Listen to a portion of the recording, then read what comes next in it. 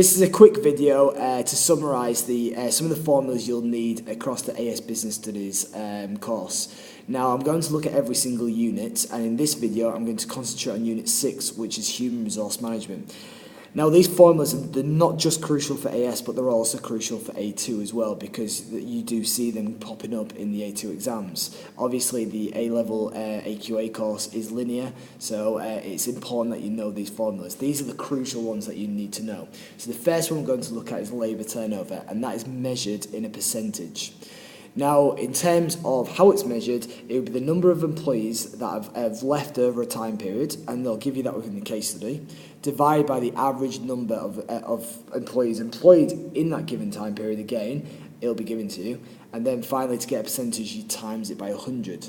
Now, to know whether it's a good percentage or not, you'd have to compare it with the industry average. You'd have to compare it with previous years.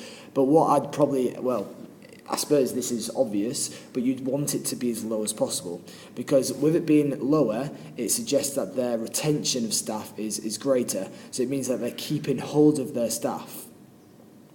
What's important about that is, think about it from the point of view, if staff leave, then you have to recruit, and there's the cost of recruitment. You'll also have to train them, so the cost of training, and think about the skills, the experience that you're losing because they are leaving, and where are they going to? Could they be going to your competitors? Now the next formula is labour cost per unit. Now this is measured in a monetary value, so either pound or pence, and it's your total labour cost divided by your total units of output. Now in some industries it would be higher than others, so for example in a labour intensive company versus a capital intensive company, you'd expect the labour cost per unit to be higher in a labour intensive a labour intensive business, because obviously the cost for labour is higher. If, for whatever reason, maybe they've been labour intensive for the last few years, this company, but their labour cost per unit is continuing to increase, then break it down into two possible angles. Is it because the total units of output is possibly falling, or is it because the labour costs are maybe spiralling out of control? It will suggest that in the case study as to which one it would be. You just need to look out for it. Now the next one is the employee cost as a percentage of the turnover, and what this refers to is the sales turnover. So not the turnover of staff, but the sales turnover. And again, this gives you a bit of an idea, just in the name, of how you calculate it. You obviously get your employee cost, and then you divide it by your sales turnover, and then you times by 100 to get a percentage. Now in terms of if this is dropping, then again, break it down. Is it the employee cost that's causing it, or is the sales turnover falling? Now, if the sales turnover is falling at the same rate of the employee costs increasing, then that suggests that there's probably the labour force is underperforming in some way, and you have to explain why. Or it might be a good indicator to management that they have to address the spiralling employee costs, especially if there's turbulence within their sales. Maybe there's external factors that are impacting their sales revenue.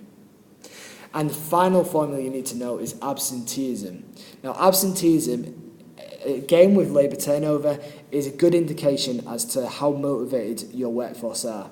If there's an increase in absenteeism, then it suggests that one of the reasons they may be not coming to work and not working for your company is because they're suffering from poor health, which could be caused from stress, which could be caused from what's happening within the business.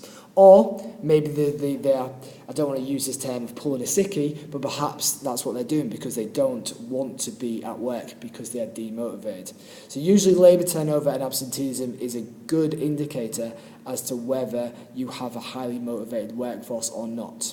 Now, how you calculate it, again, it's by a percentage. It's the number of absentees divided by the staff in total, and it's times by 100.